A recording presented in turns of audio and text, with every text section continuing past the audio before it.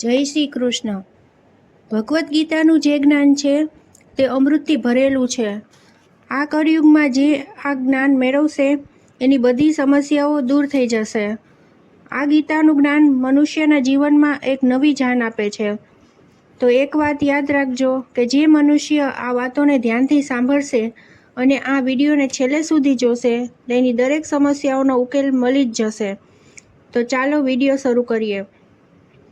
ભગવદ્ ગીતામાં શ્રી કૃષ્ણએ કહ્યું છે કે જીવનમાં કોઈ વ્યક્તિ તમને દગો આપે કે તકલીફ આપે તો તે વ્યક્તિની પરવા કરવાની છોડી દો અને તમે પોતે દુઃખી થવાનું છોડી દો.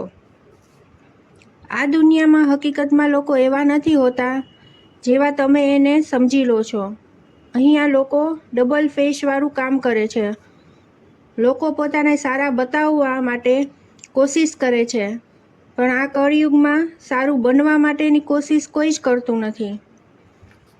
તમે કોઈની સાથે જરાક ખરાબ વર્તન કરશો તો તમે સામેવાળાનો સાચો રંગ તમારી સામે આવી જશે, અથવા તો તમારી જિંદગીમાં ક્યારેક મુશ્કેલ સમય આવશે ત્યારે તે સમય તમને એ વ્યક્તિનો સાચો રંગ બતાવશે.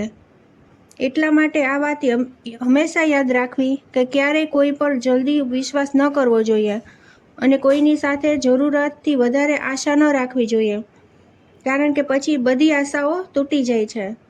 શ્રી કૃષ્ણએ કહ્યું છે કે તમે તમારા વિતાયેલા સમયને ભૂલી જાઓ, કારણ કે જ્યારે તમે વિતેલા સમયને યાદ કરો છો ત્યારે તમે પરેશાન થઈ જાઓ છો, કારણ કે તમે વિતાવેલા સમયની સાથે જીવશો તો તમે પૂરા જીવનમાં ક્યારેય ખુશ નહીં રહી શકો.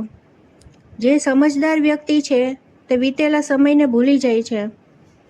ભગવાન શ્રી કૃષ્ણ ગીતામાં એ પણ કહે છે કે જે કળિયુગમાં આ દુનિયામાં કોઈ મનુષ્ય મને માને કે ન માને, પણ હું તે મનુષ્યનો સાથ ક્યારેય છોડતો નથી, કારણ કે આ દુનિયામાં જે લોકો છે તે બધા મારો જ અંશ છે, મારા સંતાનો છે. જે મનુષ્ય ખોટો છે અને ખોટા કામ કરે છે તેનો સાથ ક્યારેય આપવો જોઈએ નહીં. મનુષ્યએ તેનાથી ડરવું જોઈએ.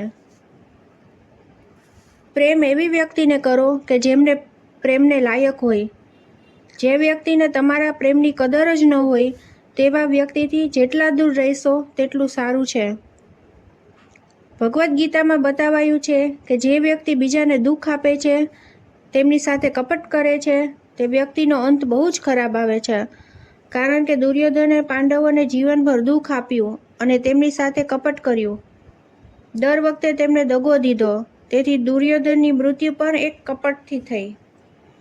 કોઈ વ્યક્તિ પોતાને ચાલાક સમજીને બીજાને તકલીફ આપીને બેવકૂફ બનાવે તો એક વાત યાદ રાખવી કે તેના જીવનમાં પણ એવું કોઈક આવશે કે જે તેમને દગો આપીને ચાલી જશે, કારણ કે જે જેવું કર્મ કરે છે તેને તેવું ફળ મળે છે. ધન્યવાદ.